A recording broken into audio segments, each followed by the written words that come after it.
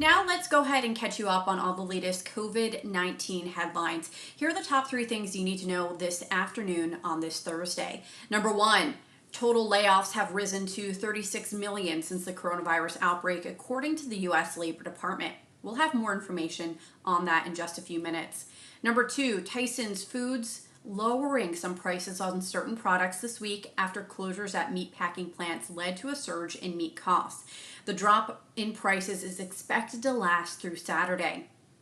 And number three, President Trump is expected to name a former pharmaceutical executive to lead his administration effort to produce a coronavirus vaccine by the end of the year. Moncef Shulo will lead Operation Warp Speed, the president's push to accelerate the vaccine development progress. There's another testing site open today if you want to get tested for COVID-19. Here's the info you need to know. The site is for Hardin County residents. It's at the Hardin County Old Courthouse Annex in Kuntz.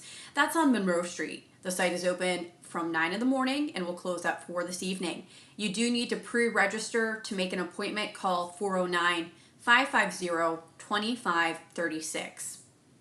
It's been 14 days since Texas has been permitted to reopen its economy. Some businesses limited to 25% capacity. Governor Greg Abbott urged that those businesses that have reopened, they need to listen to those CDC guidelines as state officials continue to monitor the number of cases of COVID-19. 12 News anchor Dejanique Garrison, she breaks down the numbers here in Southeast Texas.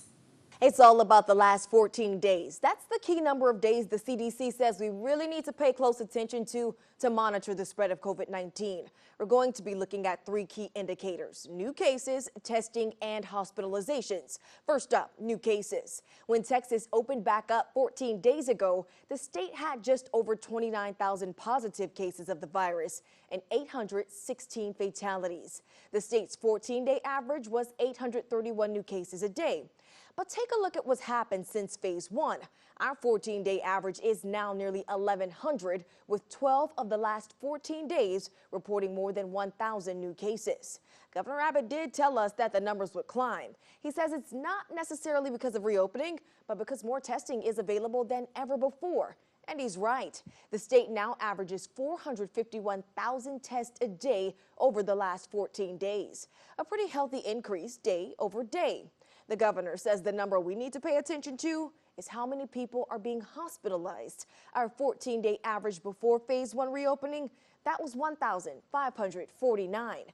In the 14 days since reopening, we've increased to an average of 1,695.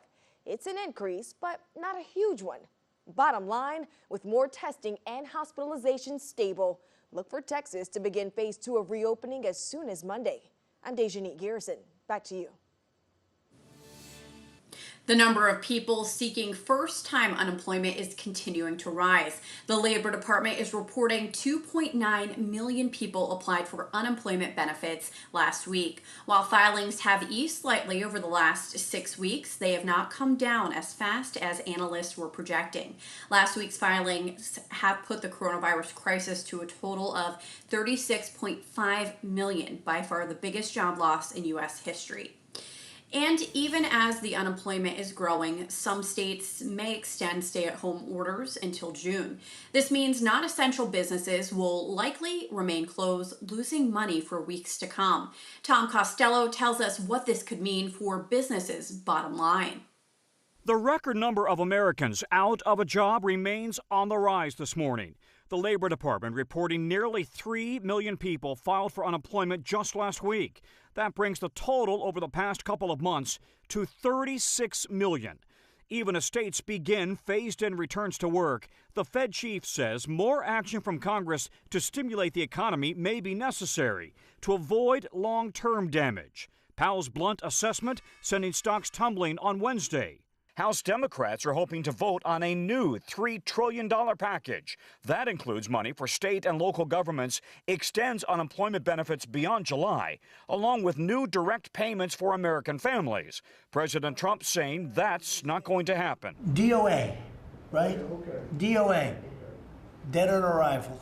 Mr. President, And of course, Nancy Pelosi knows that. But in a bipartisan push, Maryland Governor Larry Hogan and New York's Governor Andrew Cuomo say the need is real, writing in a statement, each day that Congress fails to act, states are being forced to make cuts that will devastate the essential services the American people rely on and destroy the economic recovery before it even gets off the ground.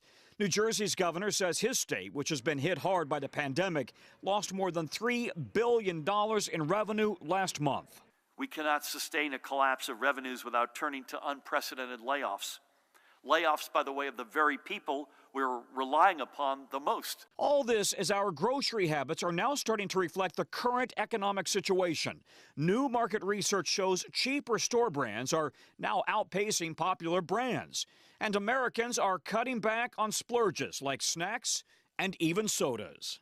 As some states now slowly start to reopen, we're starting to see a trickle of improvement in business and employment in those states. In Georgia, for example, South Carolina, and Texas. However, a group of economists from Harvard, University of Illinois, and Chicago just announced new findings that as many as 100,000 small businesses may have already closed their doors permanently. I'm Tom Costello in Washington. Back to you. They say May is for moms and June is for dads and grads. And as we inch closer to June, we are celebrating those grads. And Lamar University, well, they're getting started today. For the 2020 grads, it will all begin today with a virtual tour showing yard signs with pictures of graduates and their degrees. The school will host a virtual ceremony tomorrow. We'll have more information about the ceremony along with other festivities taking place on our website, 12newsnow.com.